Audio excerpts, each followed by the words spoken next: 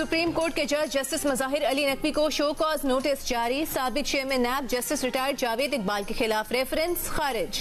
Chief justice काजी फाइज ईसा की ज़ेर सदारत सुप्रीम जुडिशल काउंसिल के इजलास में फैसले। जस्टिस मज़ाहिर अली नकवी से 10 नवंबर तक जवाब तलब कर लिया गया। जस्टिस मज़ाहिर नकवी के खिलाफ पाकिस्तान बार काउंसिल ने मुबैना ऑडियो लीक पर रेफरेंस दायर किया था। उनके खिलाफ माली बेज़ाब्तगी के इल्जाम में भी शिकायत काउंसिल में आई थी। सुप्रीम जुडिशल काउंसिल के इजलास में 5 में से 2 अरकान ने जस्टिस मज़ाहिर नकवी को शो कॉज देने की मुखालिफत की।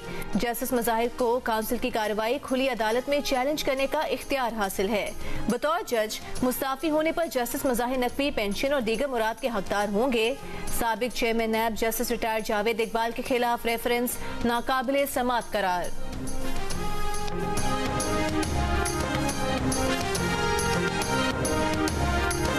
आम इंतखाबात के लिए 28 जनवरी 2024 की तारीख मुतवक्के। ज़राए के मुताबिक इलेक्शन कमीशन सुप्रीम कोर्ट 2 दिन बाद तहरीरी तौर पर बता देगा। इलेक्शन कमीशन की तरफ से मुजव्वज़ा तारीख पर इंतखाबात कराने की तैयारियां शुरू। बयानात से वाज़ेह है कि साइफर में कोई गैर मुल्की साजिश शामिल नहीं। हुकूमत गिराने की साजिश से अवाम को आगाह करने की दलील में वजन नहीं। चेयरमैन PTI बतौर वज़ीर आज़म फराइज अंजाम देने के बजाय सियासी इज्तिमा से खिताब कर रहे थे। बादियों नजर में पिटिशनर पर ऑफिशियल सीक्रेट एक्ट के सेक्शन 5 का इतलाक होता है। साइफर केस में चेयरमैन PTI की जमानत पर रिहाई और मुकदमा खारिज करने की दरखास्त मुस्तरद। इस्लामाबाद हाई कोर्ट ने महफूज फैसला सुना दिया। चेयरमैन PTI के आर्टिकल 248 के तहत इस्तिस्ना की दलील भी मुस्तरद। अदालत ने करार दिया कि आर्टिकल 248 बतौर वजीर आजम फराइज की अदायगी पर इस्तिस्ना से मुतालिक है। पिटिशनर का साइफर से मुतालिक सियासी इज्तिमा से खिताब बतौर वजीर आजम अदा की जाने वाली जिम्मेदारियों में नहीं आता।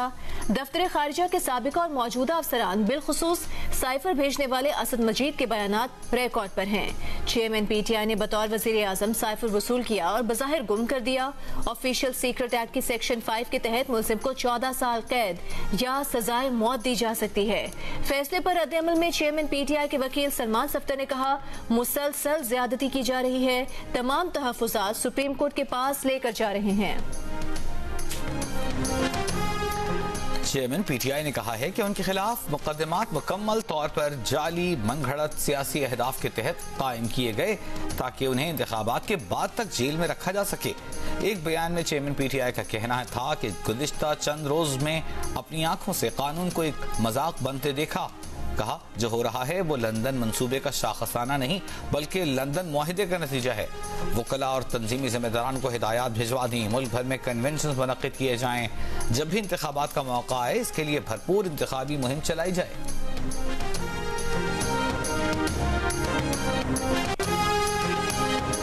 अडियाला जेल में चेयरमैन PTI के खिलाफ साइफर केस की समाअत। 5 सरकारी गवाहान के बयान रिकॉर्ड ना हो सके। चेयरमैन PTI की वजारत कानून के नोटिफिकेशन को चैलेंज करने पर फैसले तक ट्रायल रोकने की 2 दरखास्तें मुस्तरद। शाह महमूद कुरैशी की फैमिली को साइफर केस की अडियाला जेल में समाअत सुनने और साइफर मुहैया करने की दरखास्तें भी मुस्तरद कर दी गयी। जज अबुल हसनात सुल्कनैन की 31 अक्टूबर को गवाहान के बयानात रिकॉर्ड करने की हिदायत। जज अबुल हसनात सुल्कनैन ने मजमूई तौर पर 5 दरखास्तें मुस्तरद करके निपटा दी।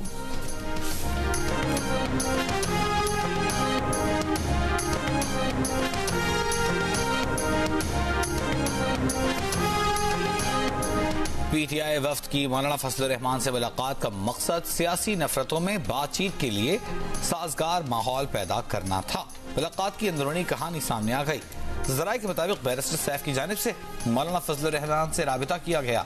मुलाकात को PTI सीनियर लीडरशिप का मुकम्मल एतमाद हासिल था। पार्टी 1 घंटा 15 मिनट की मुलाकात में मौजूदा सियासी सूरत हाल पर मुख्तसर और खैरियत दरियाफ्त करने पर ज्यादा तवज्जो रही।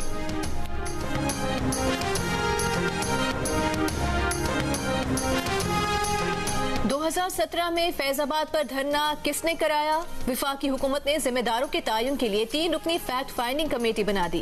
अटॉर्नी जनरल की जानिब से सुप्रीम कोर्ट में रिपोर्ट में कहा गया है कि कमेटी में एडिशनल सेक्रेटरी दाखिला और एडिशनल सेक्रेटरी दिफा के साथ डायरेक्टर ISI भी शामिल होंगे।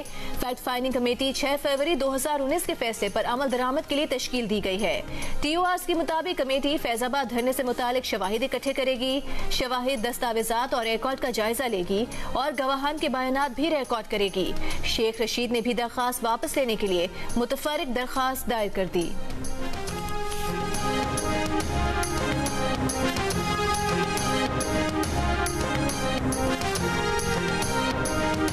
Lahore high court Rawalpindi bench में साबिक वजीर दाखिला शेख रशीद की गिरफ्तारी के खिलाफ दरखास्त। शेख रशीद पेश हो गए, कहा सीपीओ और ये सब उनके मुल्जिम हैं, फी सबीलिल्लाह उन्हें मुआफ करते हैं। अदालत ने शेख रशीद के बयान के बाद दरखास्त निपटा दी। मीडिया से गुफ्तगू में शेख रशीद ने कहा कि उनकी गिरफ्तारी के पीछे सीपीओ रावलपिंडी का चेहरा छुपा है। उन्हें पुलिस ने गिरफ्तार किया, बदनाम दूसरे लोगों को किया गया। गज़ब पर इसराइल की नई बमबारी, 24 घंटों में मजीद 400 फलस्तीनी शहीद। 20 रोज में 7,000 से ज्यादा फलस्तीनी शहीद हो चुके हैं। शोहदा में 3,000 से ज्यादा बच्चे, 1,700 से ज्यादा खवातीन और 27 सहाफी भी शामिल। तबाह मकानात के मलबे में 2,000 अफराद दबे होने का खदशा। अक़वाम मुत्तहिदा के ओहदेदार ने हमले के 57 अफराद के मारे जाने की तस्दीक कर दी, जिनमें से 15 अफराद सिर्फ एक ही रोज में मारे गए। गजा में 50% रिहायशी इमारतें मुकम्मल तबाह हो चुकी। बिजली और तिब्बी सामान न होने के सबब 34% अस्पताल बंद करना पड़ गए। अक़वाम मुत्तहिदा का कहना है कि गजा में कोई मुकाम भी महफूज नहीं। मस्जिद अक्सा में जुमे की नमाज की अदायगी भी ना हो सकी। इसराइली पुलिस ने अतराफ की सड़कें बंद कर दी। फलस्तीनी वज़ीर आज़म का कहना है कि इसराइल हमास को खत्म नहीं कर सकता। हमास फलस्तीनी सियासत का अहम हिस्सा है।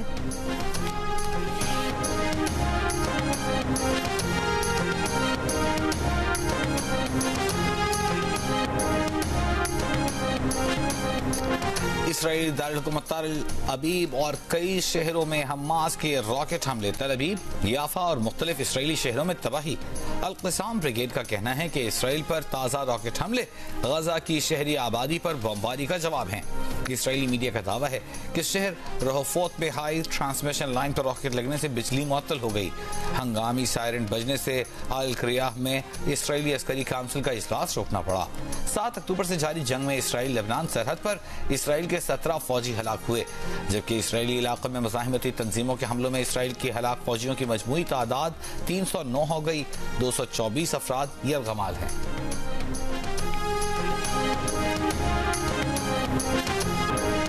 भारतीय फौज की गुज़िश्ता रात जफरवाल सेक्टर में बिला इश्तियाल फायरिंग, शहरी आबादी को नुकसान पहुंचा। पाक फौज ने भारतीय बिला इश्तियाल फायरिंग का भरपूर जवाब दिया। जराये के मुताबिक जवाबी फायरिंग से भारतीय बॉर्डर फोर्स को नुकसान उठाना पड़ा। फायरिंग के तबादले में कुछ भारतीय फौजियों के जख्मी होने की इत्तलात हैं। भारतीय फौज ने जफरवाल सेक्टर में क्वाड-कॉप्टर ड्रोन की मदद से दरअंदाजी की कोशिश की, जिसे पाक फौज ने नाकाम बना दिया।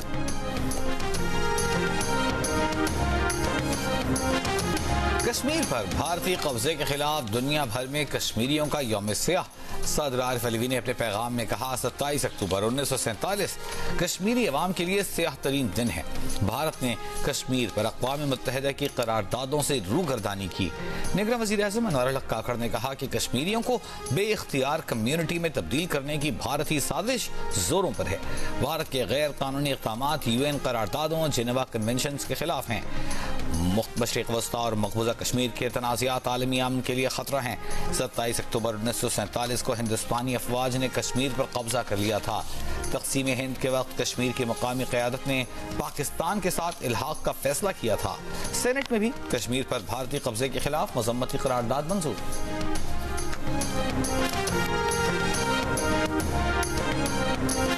कश्मीर पर भारतीय कब्जे के खिलाफ मुल्क के मुख्तलिफ शहरों में एहतजाज और रैलियां, मुजाहरे, यौम सियाह मनाया गया। इस्लामाबाद में निगरान विफाकी वज़ीर इत्तलात मुर्तज़ा सोलंकी की क़यादत में रैली। पेशावर में गवर्नर और निगरान वज़ीर आला ने रैली की क़यादत की। कराची में निगरान वज़ीर दाखिला सिंध ब्रिगेडियर रिटायर्ड हारिस नवाज ने रैली से खिताब में कहा कि हम कश्मीरी और फ़लस्तीनी भाइयों के साथ हैं। लाहौर में तकरीब से खिताब में गवर्नर पंजाब ने कहा कि आलमी बरादरी को मसला कश्मीर और फ़लस्तीन को हल करना होगा। मुज़फ़्फ़राबाद में यौम सियाह के मौके पर कश्मीरियों ने एहतजाज किया, रैली निकाली। पंजाब में मुल्तान, फैसलाबाद, लोधरा, राजनपुर, मुजफ्फरगढ़, झंग, बहावलपुर, जेहलम, बूरेवाला, चिन्योर समेत कई शहरों में मुजाहिरे।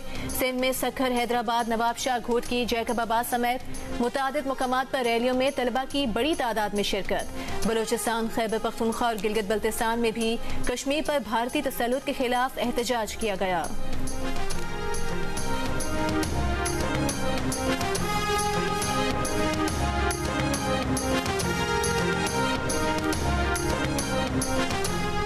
बहरान ने PIA की आज मजीद 58 परवाजें मनसूख करा दी। 11 रोज में 537 परवाजें मनसूख हो चुकी।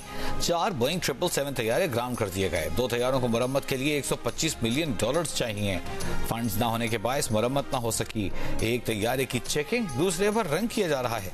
कौमी एयरलाइन के लिए 20 अरब रुपए का नया कर्ज देने और 260 अरब रुपए का हुकूमती कर्ज 6 माह के लिए रीशेड्यूल किए जाने का इम्कान। वजारत खजाना की कमर्शियल बैंकों को नया कर्ज देने की हिदायत।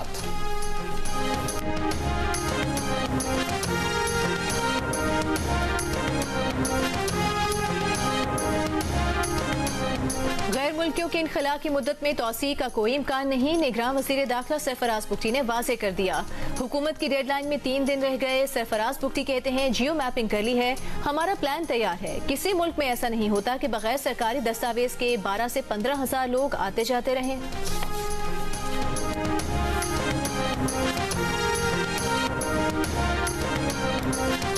कस्टम इंटेलिजेंस और इस्लामाबाद पुलिस आमने सामने। कस्टम हुक्काम ने IG इस्लामाबाद के personal staff officer DSP Najeeb Shah की गाड़ी रोकी तो उन्होंने फोन करके SHO कराची कंपनी को बुला लिया। SHO कस्टम हुक्काम को पकड़कर हवालात में ले गए, बंद कर दिया। IG इस्लामाबाद ने PSO को मुअत्तल करके इंक्वायरी का हुक्म दे दिया। कस्टम अफसर और एहलकारों को रिहा कर दिया।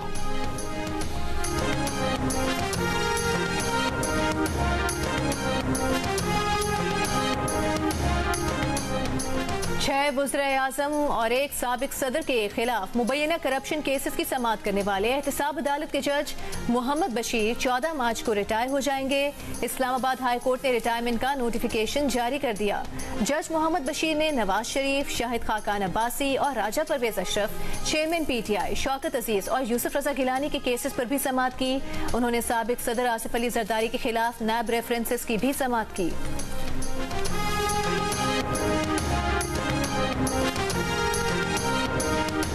रावलपिंडी पुलिस को चेयरमैन PTI और शाह महमूद कुरैशी से 9 मई के वाकयात से मुताल्लिक तफ्तीश की इजाजत मिल गई।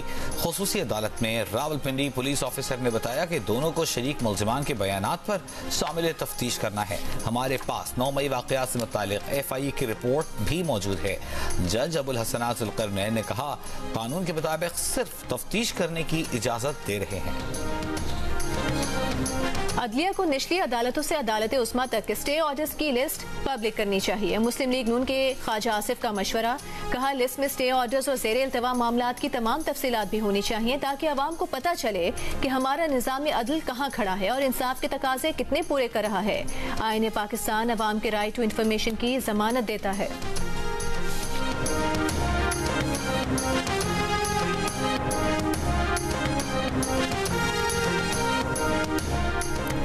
निगरान वज़ीर-ए-आला पंजाब का निगरान वज़ीर-ए-आला सिंध के हमराह रावलपिंडी रिंग रोड मंसूबे का दौरा। वज़ीर-ए-आला पंजाब की रिंग रोड पर काम तेज करने की हिदायत। वज़ीर-ए-आला सिंध मकबूल बाकर ने रावलपिंडी रिंग रोड मंसूबे की तामीर को सराहा। दूसरी जानिब मोहसिन नकवी की ज़ेर सदारत प्लानिंग एंड डेवलपमेंट बोर्ड में फॉरेन फंडेड मंसूबों की जायजा कमेटी का इजलास। मोहसिन नकवी ने कहा कि तरक्याती मंसूबों की जल्द तकमील के लिए तेज तरीन रिस्पॉन्स नागुज़ीर है। आलमी बैंक, एशियन बैंक और दीगर इदारों से इश्तिराक मजीद बढ़ाना चाहते हैं।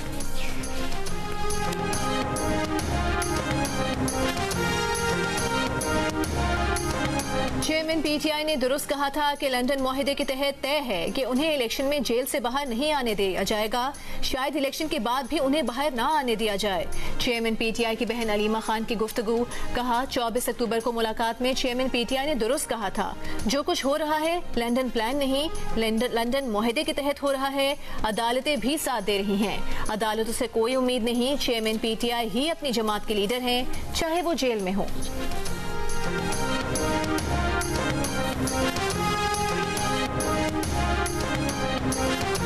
अमीर जमात इस्लामी सिराजुल हक ने कहा है कि आलमी बरादरी और इंसानी हकूक की तंजीमों ने इसराइली बरबरियत पर चुप साधी हुई है। लाहौर में फलस्तीन के हक में बच्चों की रैली से खिताब करते हुए सिराजुल हक का कहना था कि इसराइल 20 रोज से गजा में बारूद की बारिश कर रहा है, लेकिन आलमी बरादरी खामोश है। यहाँ पे नहीं थी तो उन्होंने हमें कहा कि ये आप लोग ले आए, तो ये 60 रुपीज़ के 3 मिले हैं, 3 मैं लेके आया हूँ। गरीब का एक जो सहारा था वो सेहत कार्ड का, वो भी बंद है। सेहत कार्ड पर इलाज बंद, मुफ्त दवाएं भी नहीं मिल रही। पेशावर के सरकारी अस्पतालों में आने वाले मरीजों को मुश्किलात का सामना। तर्जुमान लेडी रेडिंग अस्पताल का कहना है कि फंड्स की कमी के बावजूद शोबे इमरजेंसी में मरीजों का मुफ्त इलाज किया जा रहा है। सेहत कार्ड पर फंड्स मिलते ही इलाज शुरू कर दिया जाएगा।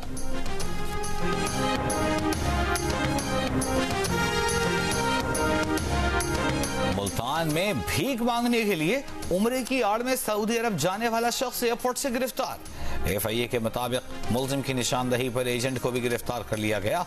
मुल्जिम कई लोगों को भीख मांगने सऊदी अरब भेज चुका। रवा साल का दूसरा और आखिरी चांद ग्रहण 28 और 29 अक्टूबर की दरमियानी शब होगा। जुज़वी चांद ग्रहण का नजारा पाकिस्तान में भी किया जा सकेगा। चांद ग्रहण 28 अक्टूबर की रात 11:02 पर शुरू होगा। रात 1:14 पर अपने उरूज और इख्तिताम 29 अक्टूबर की रात 3:26 पर होगा। चांद ग्रहण Asia, Europe, Australia, America, Africa और अटलांटिक में भी देखा जा सकेगा। गवर्नर सिंध कामरान टिसोरी की इस्लामाबाद में सदर मुलाकात। मुल्की सियासी सूरत हाल, कराची में विफाक के तरक्याती मनसूबों पर तबादला ख्याल। गवर्नर सिंध की निगरान वज़ीर आज़म अनवारुल हक काकड़ से भी मुलाकात। गवर्नर सिंध ने वज़ीर आज़म को सिंध के इंतजामी उमूर, अमन अमान से मुताल्लिक़ मसाइल और दीगर उमूर से आगाह किया। कामरान टिसोरी की इस्लामाबाद में फ़लस्तीन के सफ़ीर अहमद जवाद से भी मुलाकात। गवर्नर सिंध का पाकिस्तानी अवाम की जानिब से फ़लस्तीन के साथ मुकम्मल यकजहती का इजहार।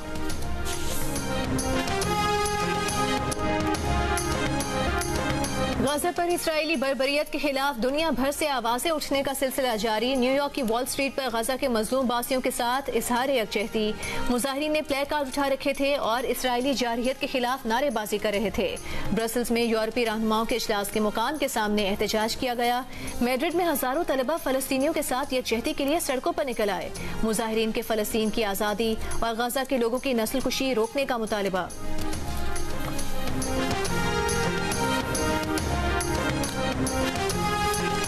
जियो न्यूज़ की लेबनान इसराइल सरहद से जंग की कवरेज जारी। जियो न्यूज़ के नुमाइंदे तारिक अबुल हसन और अली इमरान सैयद लम्हा बलम्हा सूरत हाल से जियो न्यूज़ के नाजरीन को बाखबर रख रहे हैं। इसराइल की गजा में जारहियत के खिलाफ मजलिस वहदत मुस्लिमीन का कराची में मुजाहरा। शुरका का गजा में जारहियत खत्म करवाने का मुतालिबा।